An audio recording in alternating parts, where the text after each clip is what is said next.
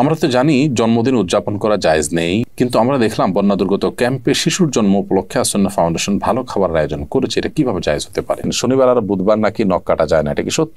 ঘুমানোর জায়গায় নামাজ পড়লে নামাজ হবে কিনা? ভাদ্র মাসে মেয়ে বিয়ে দিলে অমঙ্গল হয় বলে গ্রামাঞ্চলে শোনা যায়, এটা কি সঠিক? আমাদের এলাকায় কিছু মানুষ বলে কবরে মাটি দিলে তিনি 3 মুষ্টি দিতে হবে, এর কম দেওয়া যাবে না, এটা কি ঠিক? 4 রাকাত নামাজ ভুলে 3 রাকাত পড়ে সালাম ফিরিয়ে ফেললে করণীয় কি? আফরিন জাহান লিখেছেন, আমার বাসায় প্রচুর পিঁপড়া, বিশেষ করে রান্নাঘরে কাজের সময় পিঁপড়া কামড়ায় বলে অনেক পিঁপড়া মেরে ফেলি, এতে কোনো গুনাহ হবে কিনা?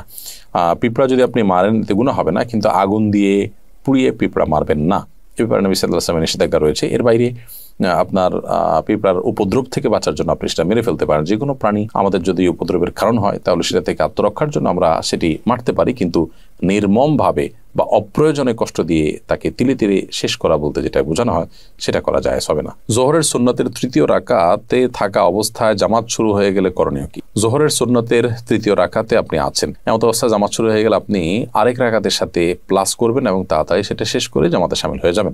এক্ষেত্রে নামাজ ভেঙে ফেলবেন না।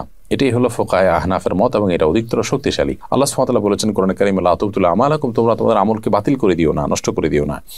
যদিও হাম্বলী মাযহাবের উলামা ইকরাম অনেকেই বলেন যে এরকম পরিস্থিতিতে আপনি নামাজ ছেড়ে দিয়ে জামাতে শামিল হবেন, কারণ নবী করিম সাল্লাল্লাহু আলাইহি ওয়াসাল্লাম বলেছেন, ইযা উকিমাতিস সালাতু ফালা সালাতা ইল্লাল মাকতুবা, যখন ফরজ নামাজের একামত হয়, একামত হলে তখন ফরজ নামাজ ছাড়ার কোন নামাজ পড়া জায়েজ নয়, যার কারণে আপনি সেটা ছেড়ে দিবেন, এরকম মত তারা দিয়ে থাকেন।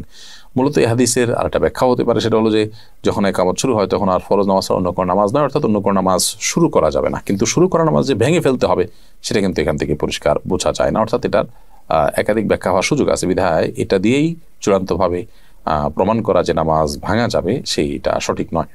হাসানুল সিয়াম আপনি লিখেছেন, শুনেছি কেউ নেশাগ্রস্ত হলে 40 দিন ইবাদত কবুল হয় না। এখন প্রশ্ন হলো, কেউ নেশা করার পর 40 দিন না হওয়ার আগেই যদি তার ভুল বুঝতে পারে এবং তওবা করে ফিরে আসতে চায়, তবে কি সে ইবাদত করতে পারবে? প্রথম কথা হলো, ইবাদত তো করতেই হবে তাকে, পারবে মানে কি? ইবাদত করতে শুধু পারবে না, ইবাদত করাটা তার জন্য আবশ্যক। 40 দিন ইবাদত কবুল হবে না এই ভেবে তিনি যদি 40 দিন নামাজ পড়া বাদ দিয়ে রাখেন তাহলে তো ডাবল গুনাহ হবে তার। কবুল না হওয়ার 2টা অর্থ আছে, একটা অর্থ হলো যে বিশুদ্ধই হবে না, আরেকটা হলো যে ইবাদত করেছেন সেটা কাগজে কলমে বিশুদ্ধ হয়েছে, বাট আল্লাহ তাআলার কাছে সেটা অ্যাকসেপ্টেবল হবে না। তো এখানে নেশাগ্রস্ত হলে 40 দিন ইবাদত কবুল হবে না মানে দ্বিতীয়টা উদ্দেশ্য, অর্থাৎ আপনি সঠিকভাবে যথাযথভাবে করে থাকলে আপনার নামাজ হয়ে গেছে, বাট আল্লাহর কাছে সেটা কাউন্টেবল হবে না, অ্যাকসেপ্টেবল হবে না। এখন প্রশ্ন উঠতে পারে, আল্লাহর কাছে অ্যাকসেপ্টেবল না হলে করে লাভ কি? উত্তর হবে যে আপনি করে দায়মুক্ত হলেন, অন্তত আপনাকে আল্লাহ নির্দেশ করেছেন, নির্দেশ পালন করেছেন, সে কাজটা অন্তত হয়েছে। আল্লাহ কবুল কি করলেন না সেটা তো আরেকটা বিষয়। তো এই জন্য এরকম পরিস্থিতিতে নামাজ বা অন্যান্য ইবাদতগুলো আমাদের ঠিক অব্যাহত রাখতে হবে।